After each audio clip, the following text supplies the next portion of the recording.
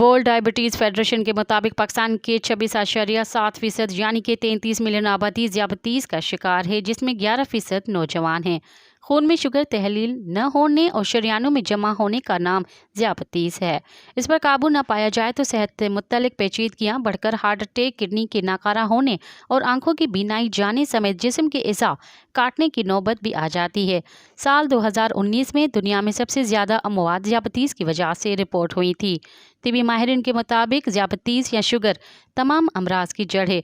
अगर बर वक्त उसे काबू न किया जाए तो इंसुलिन ही उसको कंट्रोल करने का वाहिद हल बचता है। मज़ीद ख़बरनि ऐं तफ़सीलात लाइ विज़िट कयो असांजी वेबसाइट www.awamiNewsHD.com ऐं ॾिसंदा रहो अवामी न्यूज़ HD।